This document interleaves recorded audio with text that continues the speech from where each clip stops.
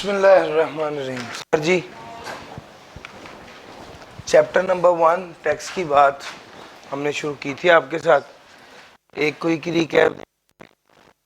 आज जो मैं रिकैप दे रहा हूँ वो समझाने के लिए नहीं दे रहा, वो इसलिए दे रहा हूँ ताकि आपको वो याद रह जाए। ठीक है, याद रह जाए। दरवाज़ा प्लीज़ बंद कीजिएगा। ठीक हो गया भाई? जब आप एक चीज़ को 5 बार पढ़ा चुके हैं और छठी बार पढ़ा रहे हो तो उसका टारगेट ये होता है कि यार ये आपके ज़हनों में बैठ जाए ताकि हम आगे चलें। बिस्मिल्लाहिर्रहमानिर्रहीम। टैक्स, जो कंट्रीब्यूशन अवाम करती है हुकूमत को ताकि मुल्क को बेहतर तरीके से चलाया जा सके, इसको टैक्स कहते हैं। यस और नो? तीन मकासद हैं टैक्स के: रेवेन्यू को कलेक्ट करना, पॉलिसीज को इम्प्लीमेंट करना, fair distribution of wealth. Yes और नो? नॉन रेवेन्यू ऑब्जेक्टिव्स, पहला मकसद नेशनल ऑब्जेक्टिव जो हमारा ओवरऑल मुल्क का ऑब्जेक्टिव है, सोशल डेवलपमेंट और इकोनॉमिक डेवलपमेंट। दूसरे नंबर पे वीक एंटरप्राइज को स्ट्रेंथन करना टैक्स को माफ करके। तीसरे नंबर पे अपनी लोकल इंडस्ट्री को प्रोटेक्ट करना, अपनी लोकल इंडस्ट्री को प्रोटेक्ट करना। कैसे? जो इंपोर्ट आ रही है सस्ती, उस पर ज्यादा टैक्स लगाकर। जब दूसरे ममालिक के साथ नेगोशिएशन हो रही हो वहां पर टैक्स को माफ कर देना ताकि पाकिस्तान बिड विन कर जाए और हमारी एक्सपोर्ट बढ़ जाए। यस और no? Counter the effect of inflation, जितनी कीमत से, जितनी अमाउंट से टैक्स बढ़, जितनी अमाउंट से कीमत बढ़ रही है उतनी ही अमाउंट टैक्स की कम कर दे ताकि प्राइस ना बढ़े और प्राइस स्टेबल रहे। यस और no?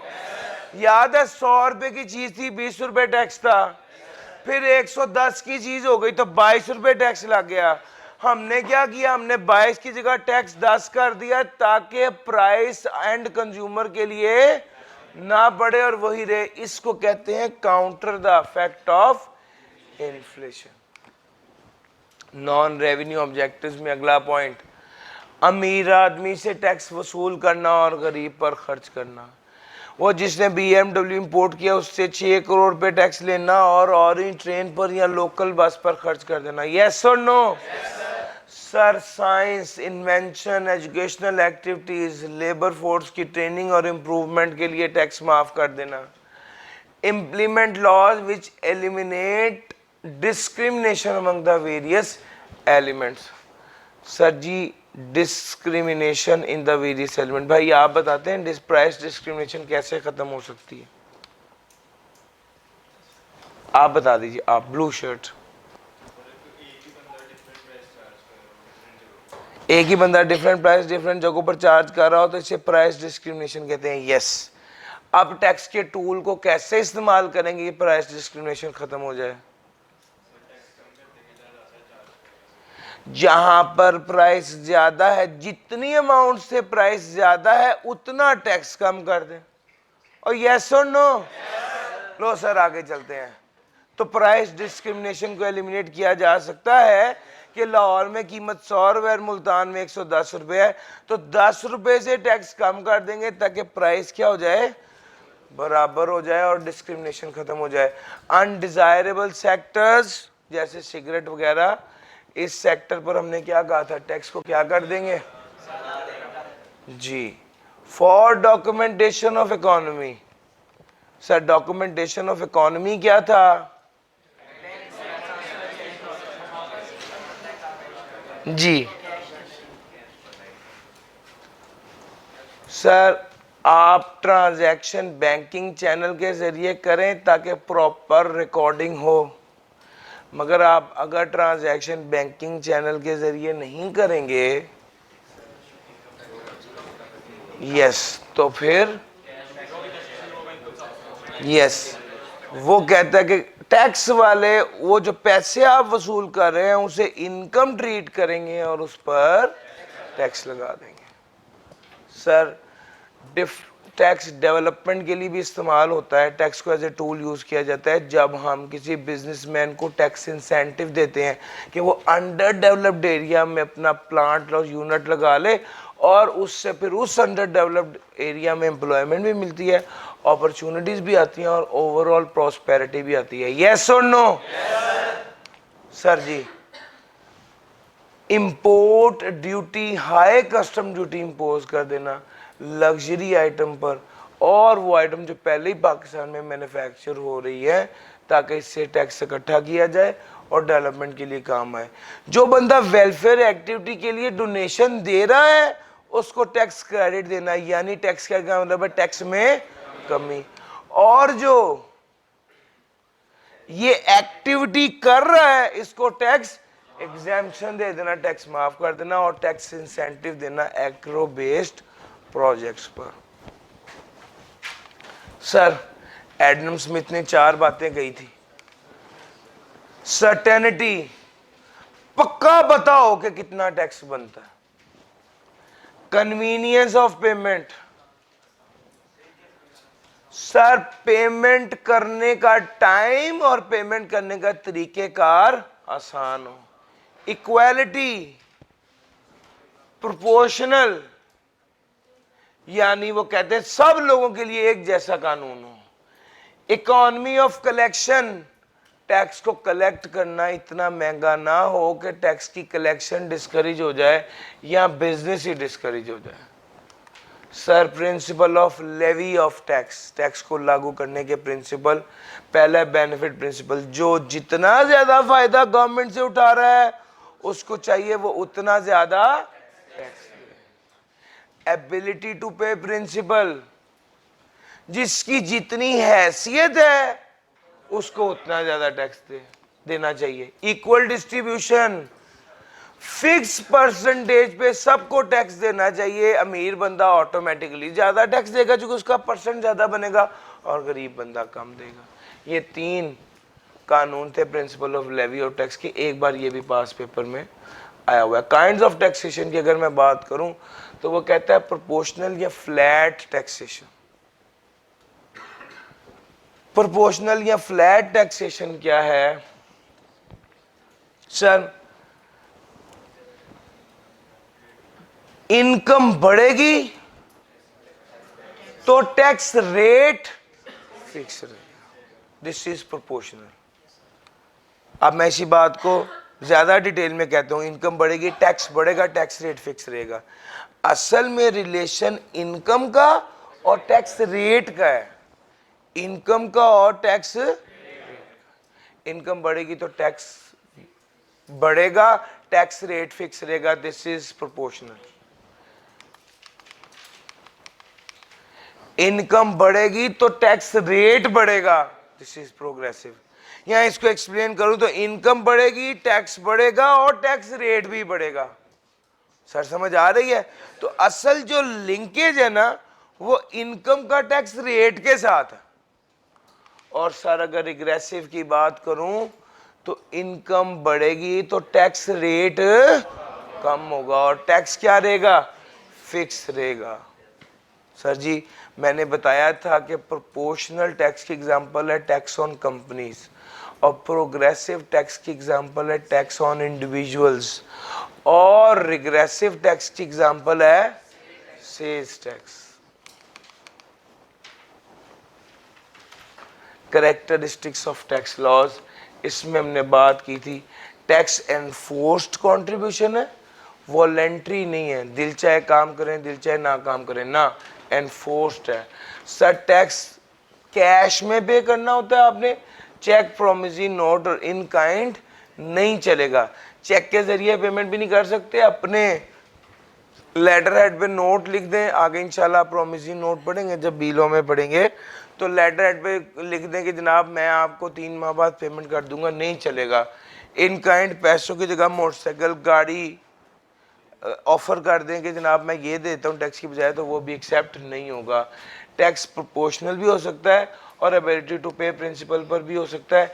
Tax income, transaction income tax, sales tax, property tax, और एक्स राइट्स और प्रिविलेजेस पर भी टैक्स लग सकता है जो फेडरल एक्साइज ड्यूटी की फॉर्म में होता है। सर टैक्स कौन लागू करता है? स्टेट लागू करती है, जिसका जुरिस्डिक्शन होता है ओवर द पर्सन और property, only person property acts rights और ट्रांजैक्शन विद इन। सर इसको दूसरे अंदाज से बताने लगा हूं। सर टैक्स आपसे सिर्फ वो वसूल कर सकता है, यहां पर वो लागू कर सकता है जिसके एरिया ऑफ अथॉरिटी में आप फॉल कर रहे हो। मेरी प्रॉपर्टी पंजाब में है तो पंजाब गवर्नमेंट मुझे कह सकती है कि आप प्रॉपर्टी पे टैक्स दो। सिंध गवर्नमेंट मुझे ये बात नहीं कह सकती, क्योंकि मैं सिंध गवर्नमेंट के एरिया ऑफ अथॉरिटी या जुरिस्डिक्शन में फॉल नहीं करता। Tax is levied by the law making body of the state and taxation laws must be approve first by the parliament in Pakistan. तो टैक्स लागू किया जाता है law making body of the state में, और taxation laws must be approve first by the parliament in Pakistan. Tax is levied for public purpose and to support the government in implementation of projects and programs। Tax लागू किया किस मकसद के लिए? Public purpose के लिए। और टैक्स को अप्रूव करती है गवर्नमेंट, ये वाली बात की थी, लागू करती है एफबीआर। और आखिरी बात है कि टैक्स का जो पैसा है वो हमने 4 बातें आपको बताई थी, याद है? सिक्योरिटी के लिए इस्तेमाल होता है, एजुकेशन, हेल्थ और मेनली इंफ्रास्ट्रक्चर, इसके लिए इस्तेमाल होता है। सर जी अब ये अगला बात है, मेरा ख्याल है ये कल नहीं आपको बताया था ना, तो सर अब इसको ज़्यादा ध्यान से पढ़ते हैं। Fiscal adequacy. सर हम लोग जो स्टूडेंट होते हैं ना, हम लोग का सबसे पहला टारगेट ये होता है कि यार इतने पैसे कमा लें कि घर से पैसे ना मंगवाने पड़े। एक स्टूडेंट है उसकी ऑनलाइन जॉब हो गई है, एक स्टूडेंट है उसकी ऑनलाइन जॉब हो गई है, तो वो रोज़ 3 घंटे काम करके साल के तौर पे 25,000 कमाने लग गया। तो पहला काम ये करता है कि घर, पहली सैलरी आती है तो घर फ़ोन कर कहता है कि अब्बू अब आप मुझे पैसे ना भिजवाएं, मैं इतने पैसे कमाने के काबिल हो गया हूँ कि अब आपसे पैसे मंगवाने की ज़रूरत नहीं है। होता है ना ऐसे सर? आपका ज़हन है कि मंगवाते रहेंगे, वो भी आते रहें और ये भी आते रहें।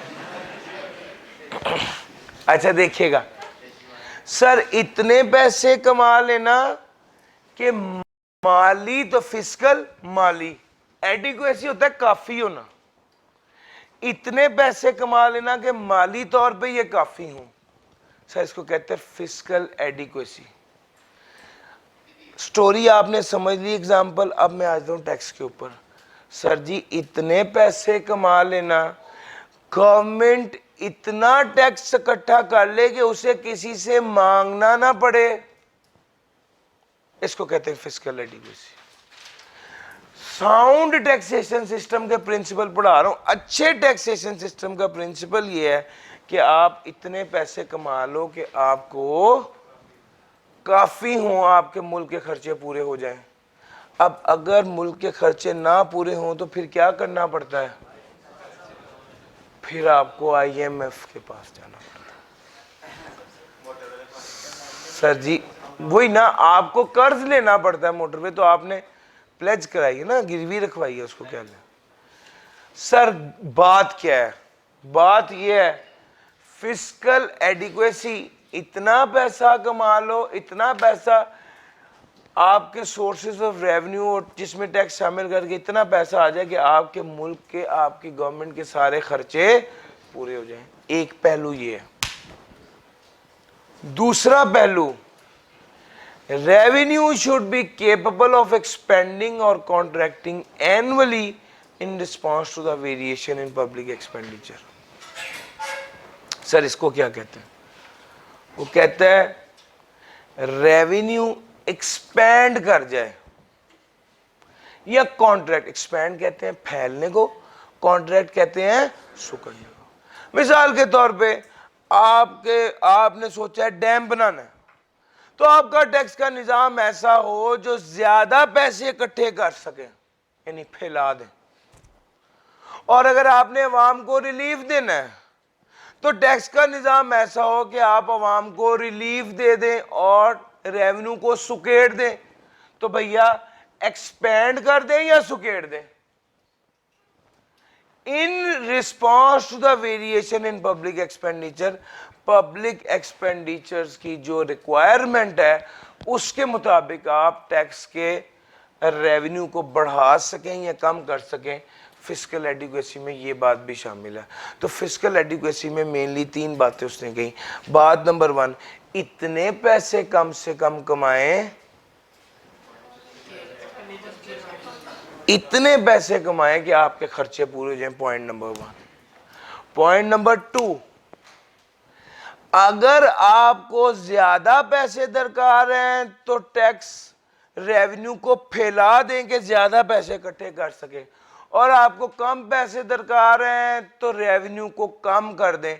आपका फिस्कल एडुकेसी में जो दूसरा पॉइंट है कि आप इस काबिल हों कि रेवेन्यू को बढ़ा सकें और कम कर सकें पब्लिक एक्सपेंडिचर की रिक्वायरमेंट के मुताबिक। और यस और नो? अंग्रेजी पढ़ें, जरा समझ आती है ये बात।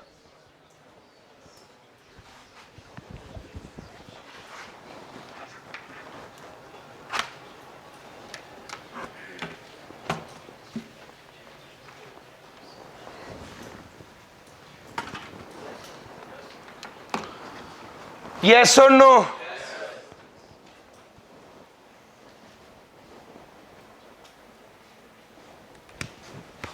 वेरिएशन का क्या मतलब है भाई? मैं कह रहा हूं कि कोई लफ्ज नहीं समझ आ रहा तो मैं बता दूं, आप फैला भी सकें और सुकेड़ भी सकें इन रिस्पॉन्स टू वेरिएशन, यानी तब्दीली।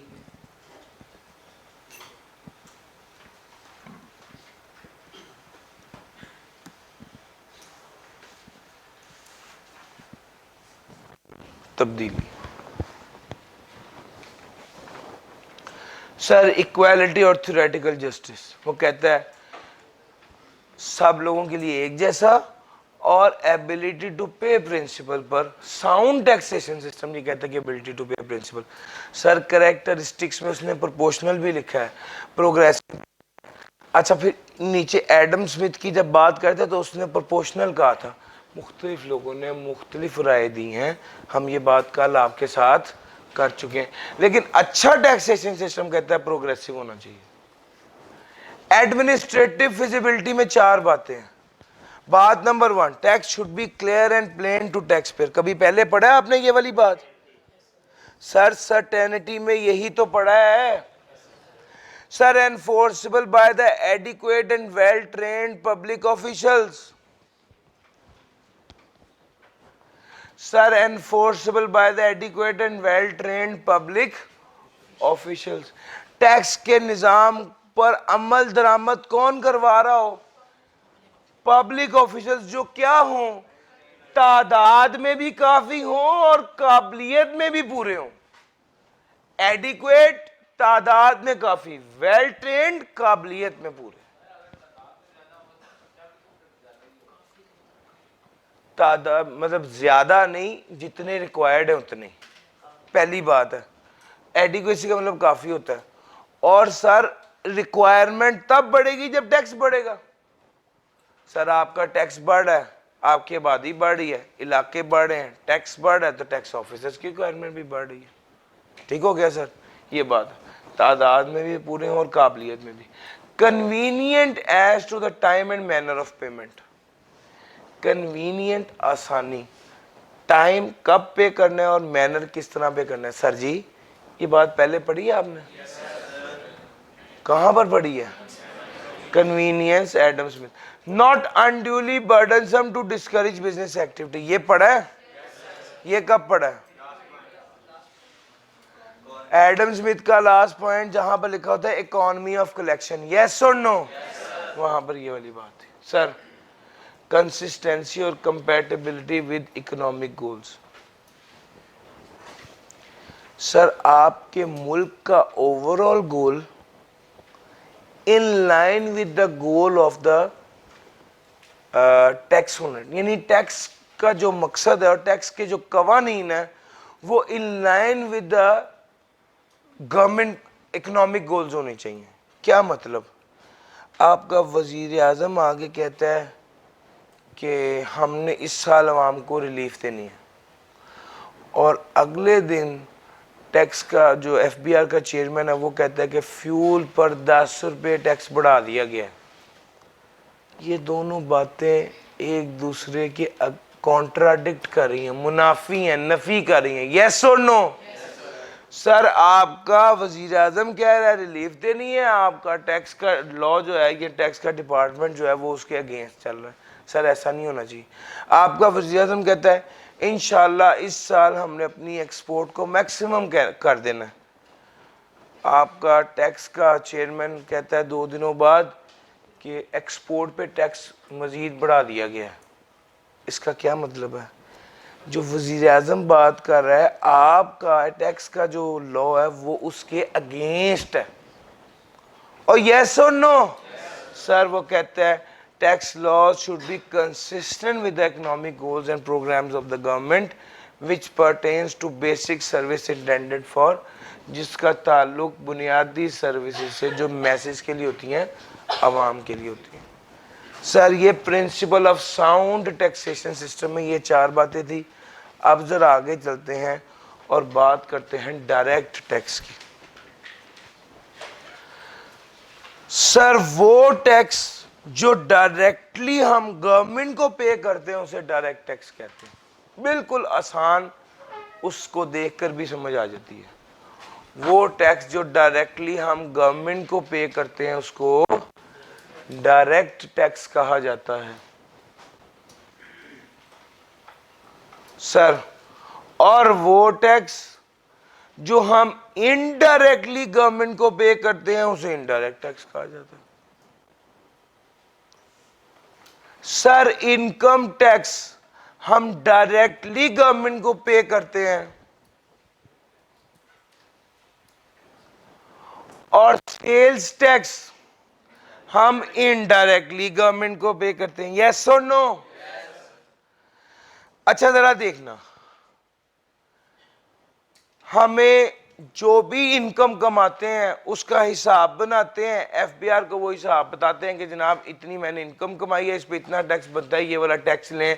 मैं डायरेक्टली एफबीआर को जमा कर रहा हूं, दिस इज डायरेक्ट टैक्स। लेकिन मैं नेस्ले का जूस मार्केट से खरीदता, उसके ऊपर लिखा हुआ है 32 रुपए प्राइस प्लस 8 रुपए टैक्स, 40 रुपए का जूस। इसका क्या मतलब है? 8 रुपए का टैक्स है। ये 8 रुपए का टैक्स क्या मैं एफबीआर को जमा कराऊंगा या मैं उस दुकानदार को दे दूंगा? तो मैं दुकानदार को दे दूंगा। ये टैक्स डायरेक्टली मैं एफबीआर को जमा नहीं करा रहा, बल्कि दुकानदार को दे देता हूं कि वो एफबीआर को जमा कराए। ये इनडायरेक्ट टैक्स है। मुझे मेरा लॉ भी ये कहता है इनडायरेक्ट टैक्स तुमने बस उस बंदे को देना है, फिर वो जाने और उसका काम जाने। सजी बात समझ में आ गई? डायरेक्ट टैक्स जो डायरेक्टली गवर्नमेंट को पे हो, इनडायरेक्ट टैक्स जो इनडायरेक्टली गवर्नमेंट को पे किया जाए। थोड़ा सा आगे चलते हैं और बात करते हैं कि direct taxes are taxes that are directly paid to the government by the tax payer. It is a tax applied on individuals and organisation directly by the government.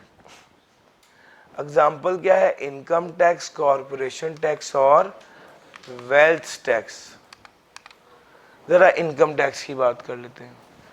Income tax का कानून कौन सा है? Income tax ordinance 2001।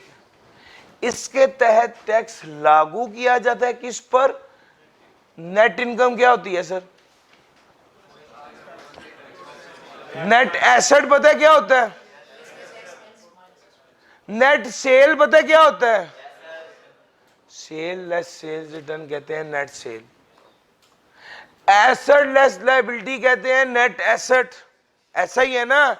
इसी तरह income less expense कहते हैं net. Net income पर टैक्स लगता है। इनकम टैक्स ऑर्डिनेंस के तहत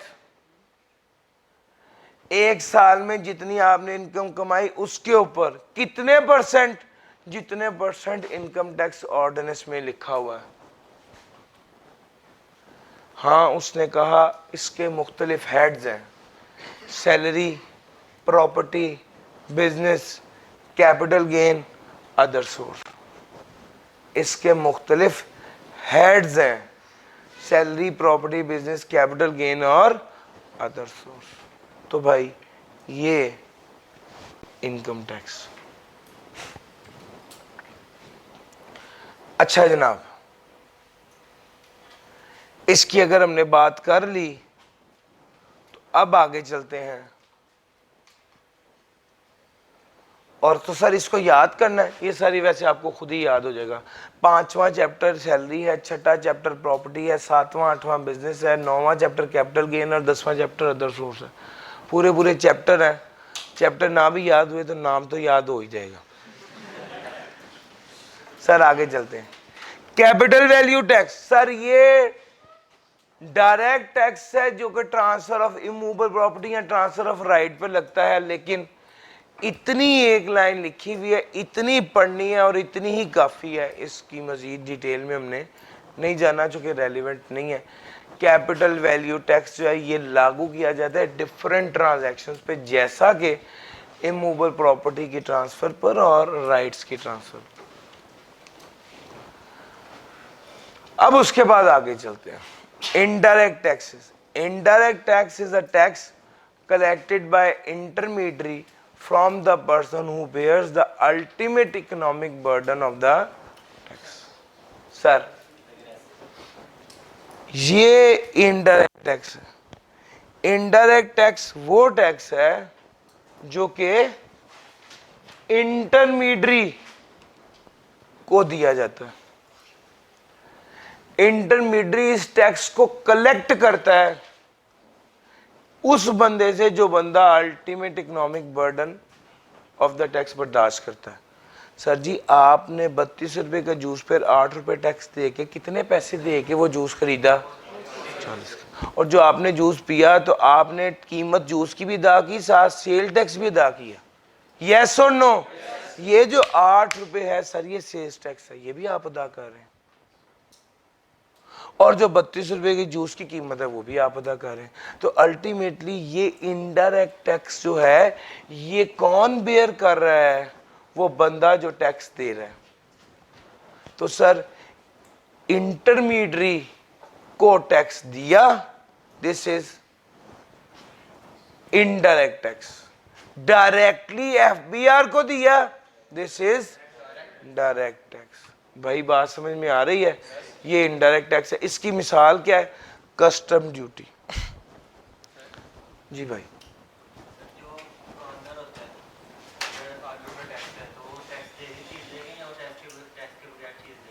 दुकानदार भी टैक्स दे के चीज लेता है। दुकानदार वो जो टैक्स देता है वो हमसे वसूल कर लेता है। ठीक है। अल्टीमेटली बोझ किस पे आ जाता है? जिस जिसने जूस पीना है ना उस पे बोझ आना। अगर वो ना पीता तो नहीं आना। दुकानदार ने पिया है, उसका दिल भी चाह रहा था तो उसने कहा नहीं बस ठीक है ये जूस हमने पिया है। जिसने जूस पिया है टैक्स उसने देना। लो सर जूस की बात छोड़ें यार, रोजा है, आगे चलते हैं। Custom duty. सर जी इंपोर्ट और एक्सपोर्ट, आपके मुल्क के अंदर जो चीज दाखिल होती है या मुल्क से जो चीज निकलती है उस पर जो टैक्स लगता है, उस चीज पर जो टैक्स लगता है उसे कस्टम ड्यूटी कहते हैं। सर जो मुल्क में चीज आप लेके आते हैं उसे इंपोर्ट कहा जाता है और मुल्क से जो चीज बेचते हैं उसको एक्सपोर्ट कहा जाता है। इंपोर्ट और एक्सपोर्ट पर जो टैक्स लगता है उसको कस्टम ड्यूटी कहा जाता है। Goods imported and exported from Pakistan are liable to rates of custom duties as prescribe in Pakistan custom tariff. Higher rates are levied on luxury item as well as on less essential goods. Sir वो कह रहा है, अब सुनना, वो कह रहा है कस्टम ड्यूटी लगेगी इंपोर्ट के ऊपर और अगर आप चीज़ गैर ज़रूरी मंगवा रहे हैं, लग्जरी आइटम मंगवा रहे हैं, उस पर ज़्यादा कस्टम ड्यूटी लगेगी। अगर आप BMW मंगवा रहे हैं, उस पर ज़्यादा कस्टम ड्यूटी लगेगी। अगर कैट या डॉग फूड मंगवा रहे हैं, उस पर ज़्यादा कस्टम ड्यूटी लगेगी। हाँ, और अगर आप कोई प्लांट एंड मशीनरी इंपोर्ट कर रहे हैं, इस पर कम कस्टम। क्यों sir? Plant and machinery Pakistan आएगी, उससे पाकिस्तान में प्रोडक्शन शुरू होगी, लोगों को मुलाजमतें मिलेगी, चीजें बनेंगी, चीजें बिकेंगी, इकोनॉमिक एक्टिविटी जनरेट होगी। ये फायदा है, यस और no? On the other hand, अगर आप इस चीज को देखें कि कस्टम ड्यूटी रॉ मटेरियल पर, कस्टम ड्यूटी रॉ मटेरियल पर कम लगती है। क्यों सर? आप एक बात बताएं, एक बंदा इंडिया से रुई इंपोर्ट करता है, रुई इंपोर्ट करके यहां पे रुई से धागा बनाता है, धागे से कपड़ा बनाता है, कपड़े से शर्ट बनाता है, शर्ट बना के बेचता है। और एक बंदा चाइना से डायरेक्ट शर्ट इंपोर्ट कर लेता है। कौन सा मुल्क के लिए बेहतर है? सर जी, जो रॉ मटेरियल मंगवा रहा है उससे इकोनॉमिक एक्टिविटी जनरेट हो रही है, यस और नो? और वो बंदा जो बनी बनाई शर्ट इंपोर्ट कर रहा है, उस पर तो, उससे तो मुल्क को इतना फायदा नहीं हो रहा। सर वो ये बात कह रहा है कि रॉ मटेरियल पर और इंडस्ट्रियल प्लांट एंड मशीनरी पर कम कस्टम ड्यूटी लगती है। हाँ, कंज्यूमर गुड्स पर बंदा चॉकलेट बनी बनाई मंगवा के खा रहा है, मजे की होती है ना। अच्छा, वो खा रहा है, वो सर वो कंज्यूमर गुड्स, वो कंज्यूमर गुड्स। और अगर वो कोई ऐसी मशीन मंगवाता है जो चॉकलेट पैक करने वाली मशीन है फॉर एग्जांपल, तो ये जो पैकिंग मशीन वो इंपोर्ट कर रहा है, या कोई ऐसी चीज जो कि जिससे इकोनॉमिक एक्टिविटी जनरेट होनी है, सर उस पर टैक्स कम लगता है। आगे चलते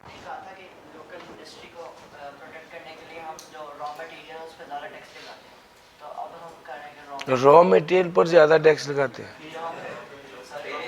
नहीं, रॉ मटेरियल मैं कह नहीं ना सकता, रॉ मटेरियल पर कम टैक्स लगता है, क्योंकि रॉ मटेरियल जब मुल्क में मंगवाया जाता है तो उसको प्रोसेस करने के लिए इकोनॉमिक एक्टिविटी जनरेट होती है। मैं वो वाली बात सारी दोबारा बोल देता हूँ। अगर यहाँ पे अगर वो पड़ा हुआ डस्टर, तो वो भी हाथ में वैसे ही पकड़ लेता हूँ। यही मैंने पकड़ा हुआ था ना डस्टर, और मैंने कहा था कि ये डस्टर पाकिस्तान में 70 रुपये का बिक रहा है, और एक बंदा चाइना जाता है और वो चाइना से 40 रुपये का खरीद लेता है, तो गवर्नमेंट क्या करेगी? उस चाइना की इंपोर्ट जो 40 रुपये की हो रही है उस पर 200% टैक्स लगा देगी। पाकिस्तान में कितने का पड़ेगा? 120 का। ऐसा ही है। और यहाँ पर कितने का बन रहा है? 70 रुपये का। और बिक कितने का रहा है? 100 रुपये का। तो हम अपनी इंडस्ट्री को प्रोटेक्ट कर लेंगे। ये ऑल टुगेदर एक डिफरेंट बात है, जहां पे हम अपनी इंडस्ट्री को प्रोटेक्ट करें। अगर रॉ मटेरियल पाकिस्तान में बन रहा है और रॉ मटेरियल बाहर इंपोर्ट भी हो रहा है, तो हम उस पर भी यही असूल लगाएंगे, अपनी इंडस्ट्री को प्रोटेक्ट करेंगे, बाहर के रॉ मटेरियल पर टैक्स बढ़ा देंगे। वो कंपटीशन है जहां पर सेम चीज बाहर और पाकिस्तान में बन रही है। नॉर्मली अगर रुई पाकिस्तान में है बिल्कुल उसी क्वालिटी की जो बाहर है, तो फिर क्या जरूरत है इंपोर्ट करने की? Sir federal excise duty, federal excise duty गिनती की कुछ आइटम्स पर लगती है, कुछ गुड्स और कुछ सर्विसेज पर, तकरीबन 16 के करीब आइटम्स। किस बेस पर? वैल्यू की बेस पर, रिटेल प्राइस की बेस पर टैक्स लगता है। गिनती की आइटम्स पे लगता है और सर्विसेज पर भी लगता है। ठीक हो गया? बैंकिंग सर्विसेज पर एफईडी लगती है, फ्रेंचाइज पर एफईडी लगती है, सिगरेट पर एफईडी लगती है, तंबाकू पर एफईडी लगती है, सीमेंट पर एफईडी लगती है, व्हाइट क्रिस्टलाइन शुगर पर एफईडी लगती है। ये सारी आइटम्स मैंने आपको बता दी। इसके अलावा भी हैं, मगर वैसे ही सीएफ जो सीफैब आपका लेवल है उसमें ये एफईडी का कानून हमारे सिलेबस का हिस्सा है। कैफ लेवल में यही 4 लाइनें हैं, इसके अलावा एफईडी एक जगह पर सेल टैक्स में सिर्फ लिखा है। अच्छा जनाब, फेडरल एक्साइज ड्यूटी है। अच्छा, अब एक पॉइंट तो ये होगा, गिनती की आइटम पर लगता है, गुड्स पर भी लगता है, सर्विस पर भी लगता है। एक इसमें बड़ी अहम बात है जो आपकी टैक्स की अंडरस्टैंडिंग के लिए बड़ा ज़रूरी है। अच्छा, हमारे ज़हन में ये होता है कि टैक्स सिर्फ वैल्यू पे लगता है। 100 रुपये की चीज़ है, उस पर 10% टैक्स लग गया तो 110, क्योंकि बाज़ औक़ात ज़रूरी नहीं है कि वैल्यू की बेस पर लगे, बाज़ औक़ात वो वेट की बेस पर भी लगता है। तंबाकू पे किलो के हिसाब से टैक्स लगता है, 1 किलो पर 10 रुपये टैक्स है। अब वो किलो 100 रुपये हो तो भी 10 टैक्स होगा, वो किलो 1000 रुपये हो जाए तो भी 10 रुपये ही टैक्स लेगा। भाई बात पिक कर रहे हो? तंबाकू पे टैक्स जो है वो वेट की बेस पर लगता है। सिगरेट्स पे टैक्स यूनिट्स की बेस पर लगता है। 1 यूनिट पे 5 रुपये टैक्स है, वो सिगरेट 50 रुपये का है तो भी 5 रुपये टैक्स ही है, वो सिगरेट 10 रुपये का है तो भी 5 रुपये टैक्स ही है। तो कुछ चीज़ों पे टैक्स वेट बेस पर भी लग सकता है, कुछ चीज़ों पे टैक्स क्वांटिटी बेस पर भी लग सकता है, और कुछ चीज़ों पे टैक्स वैल्यू बेस पर भी लग सकता है। हाँ, अलबत्ता एक्सपोर्ट पर फेडरल एक्साइज ड्यूटी नहीं लगती। एनकरेज करने के लिए, एक्सपोर्ट को एनकरेज करने के लिए उस पर एफईडी नहीं लगती। सर, सेल्स टैक्स, सेल्स पर जो टैक्स लगता है वो सेल्स टैक्स कहलाता है। अच्छा, अब आमतौर पे ये कहा जाता है कि जनाब सेल्स पर टैक्स, सेल्स टैक्स का मतलब है सेल पर लगता है, लेकिन ये सिर्फ सेल नहीं होता, सेल पर भी लगता है, परचेज पर भी लगता है, इंपोर्ट पर भी लगता है, एक्सपोर्ट पर भी लगता है।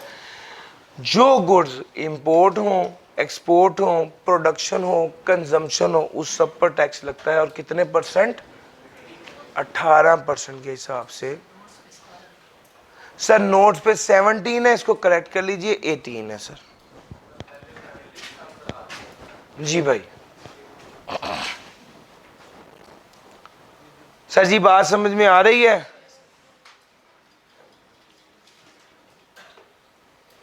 सर हिस्ट्री और ऑब्जेक्टिव्स ऑफ टैक्स, ये 2 चीजें रह गई हैं। मैं आपको अभी बताता चलूं कि सैटरडे वाले दिन आप लोगों का टेस्ट है। सैटरडे वाले दिन आप लोगों का चैप्टर नंबर 1 का टेस्ट है। कल क्या जी भाई, क्लास टाइमिंग में आपको कल मैं इंशाल्लाह हिस्ट्री ऑफ टैक्स करवा दूंगा और इसके सारे पास पेपर करा दूंगा। कल का प्लान ये है, और परसों इंशाल्लाह पूरा चैप्टर अच्छे से तैयार करना है। परसों इसका टेस्ट प्लान्ड है। चैप्टर 1 हमारा इंशाल्लाह कल कंप्लीट हो जाएगा और परसों टेस्ट है। जी भाई, जी कोई सवाल आप लोगों के ज़हन में है तो प्लीज पूछ लीजिए। जी प्लीज।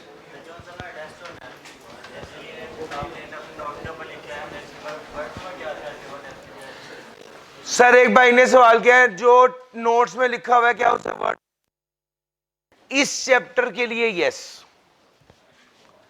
इस चैप्टर के लिए यस, चूंकि ये चैप्टर है ही प्योरली थ्योरेटिकल।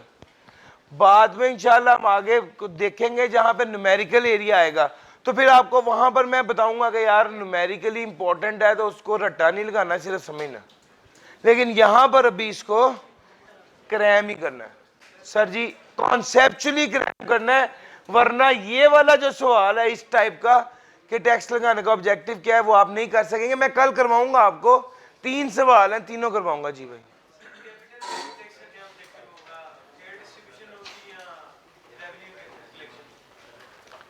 मैंने आपको इसके बारे में एक्सक्लूसिव लिखा है कि जितना लिखा हुआ है बस उतना ही काफी है। डिफरेंट ट्रांजैक्शंस पर लगता है।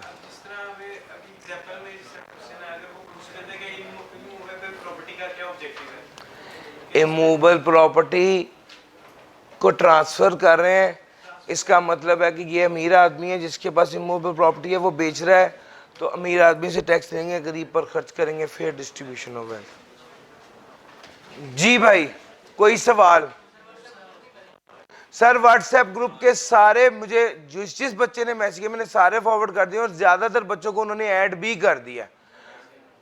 अब अगर कोई स्टूडेंट ऐसा है जो अभी भी रह गया है, आप, मैं ना एक काम करता हूँ, जिन जिन लोगों ने मुझे मैसेज किया हुआ है ना उन सबको मैं चैप्टर 1 तो पीडीएफ तो शेयर करूँ ना भाई, आप तैयारी करनी शुरू करें, जितना पढ़ा दिया वो कर लें। कल एक छोटा सा एरिया ही रह गया हमारा ये वाला, बाकी तो सारा चैप्टर कंप्लीट हो गया है। कल पास पेपर भी कराऊंगा, अपनी तैयारी शुरू करें। सैटरडे को क्लास में, क्लास टाइमिंग्स में ही टेस्ट होगा जो आप सबने देना होगा। डन हो गया सर? जी प्लीज क्वेश्चन पूछिए। क्वेश्चन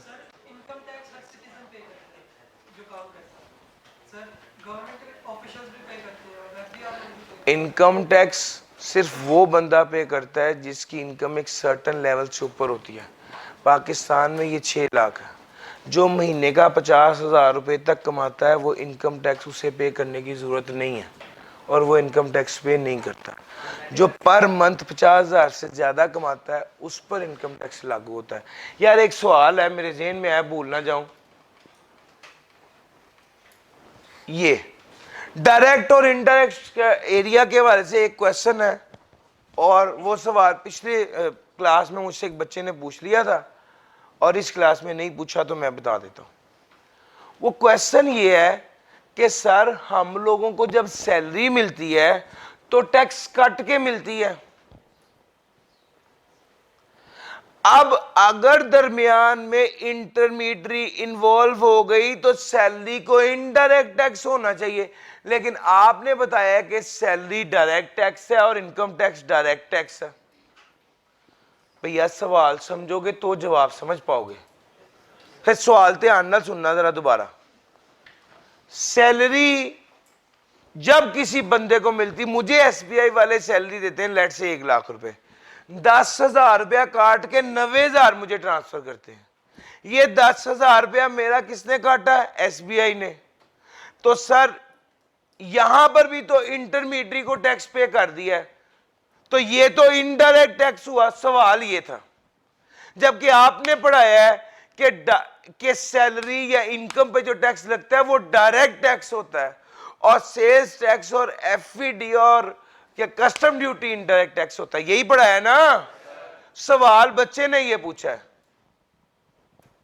यार सवाल समझ आ गया? सैलरी मिली, टैक्स कट के मिली, आप कहते हैं ये डायरेक्ट टैक्स है, जबकि टैक्स कट के ही मिल रहा है। अगर इंटरमीडियरी इन्वॉल्व हो गई है तो ये इनडायरेक्ट टैक्स होना चाहिए। यस और नो? ये सवाल है। अब इसका जवाब सुनो। Who is ultimately responsible to pay tax?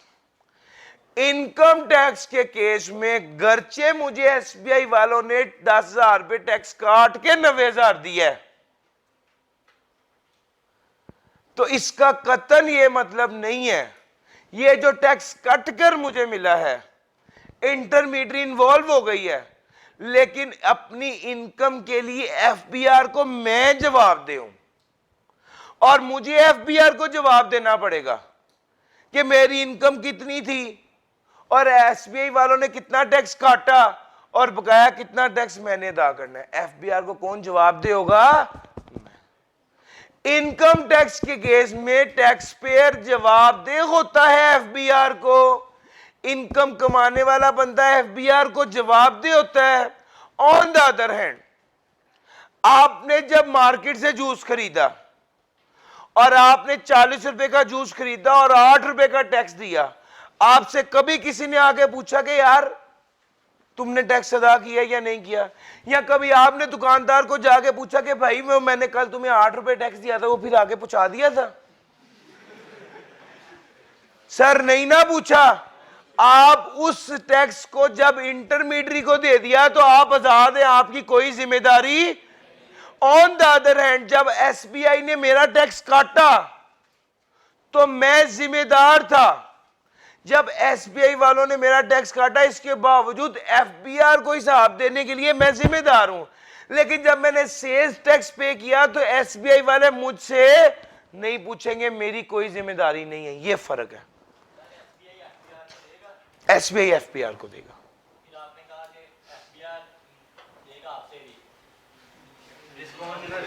भैया मुझे एफबीआर वाले कहते हैं कि आपका टैक्स बना है टोटल 1 लाख रुपए। मैं कहता हूं कि एसबीआई वालों ने मेरा टैक्स काटा है 90,000 रुपए, बाकी 10,000 जमा करा दूंगा। अल्टीमेट जिम्मेदारी किसकी है इनकम टैक्स में? मेरी। सेल्स टैक्स में मैंने जब इंटरमीडिएट को दे दिया, मैंने कहना अल्लाह पाक शुक्र, मेरी अब कोई जिम्मेदारी। ये फर्क है। इसीलिए इनकम टैक्स डायरेक्ट टैक्स है, आई एम रिस्पॉन्सिबल, जो इनकम कमाने वाला है वो जिम्मेदार है। और सेल्स टैक्स इनडायरेक्ट टैक्स है, क्योंकि आपने पे कर दिया तो फिर you are no more liable, आपकी जिम्मेदारी नहीं है। सर जी डायरेक्ट और इनडायरेक्ट टैक्स में एक सवाल ही होता है, जाहिरन जो बंदा सैलरी ले रहा होता है ना वो जरूर ये वाला सवाल पूछता है, लेकिन समझो ये वाला सवाल हमने आपको एड्रेस कर दिया ताकि आपकी अंडरस्टैंडिंग में क्लैरिटी आ जाए। यार समझ आ गई? यस और नो? लो सर, कल इंशाल्लाह चैप्टर को खत्म करेंगे, परसों टेस्ट है, तैयारी शुरू कर दीजिए। भाई आपका सवाल? हाँ जी पे करेंगे, बिल्कुल है जी, बनेगी बिल्कुल ऐसे जी। भाई 1 मिनट भाईजान, 1 मिनट भाई, सवाल पूछिए। जिस शख्स की गवर्नमेंट जॉब होगी, गवर्नमेंट भी टैक्स काटती है, वो भी अपने आप को एफबीआर के सामने पेश करेगा और बताएगा कि मेरी गवर्नमेंट की नौकरी है, 1 लाख रुपए तनख्वाह है, साल की तनख्वाह 1,20,000 बनी, गवर्नमेंट वालों ने मेरे महकमे ने मेरी 90,000 रुपए तनख्वाह में से टैक्स काटा है, 90,000 रुपए का बकाया 10,000 ये बनता है, ये आप ले लें। वो भी यही करेगा जो मैं कर रहा हूँ एसबीआई में। जी भाई। हाँ जी हाँ जी, एसबीआई को एफबीआर वालों ने कहा हुआ है कि अली इमरान कहीं पैसे लेके भाग ना जाए, इसे तनख्वाह दो तो पहले इससे टैक्स काट लिया करो। वो एसबीआई मेरे कहने पे पे नहीं कर रही, मेरा तो दिल चाहता है ना ही काटे, लेकिन एफबीआर वालों ने कहा हुआ है कि एसबीआई को कि जो एफबीआर वालों ने हर एम्प्लॉयर को कहा है जो अपने एम्प्लॉय को सैलरी देगा टैक्स काट के दे। ठीक है, इंशाल्लाह चैप्टर नंबर 7 में मैं ये वाली बात बताऊंगा। हाँ जी मिलेगा, मिलेगा, चैप्टर नंबर 7 में मिलेगा।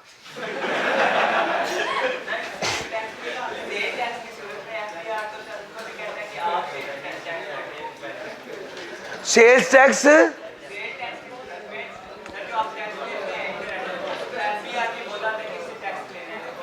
हाँ,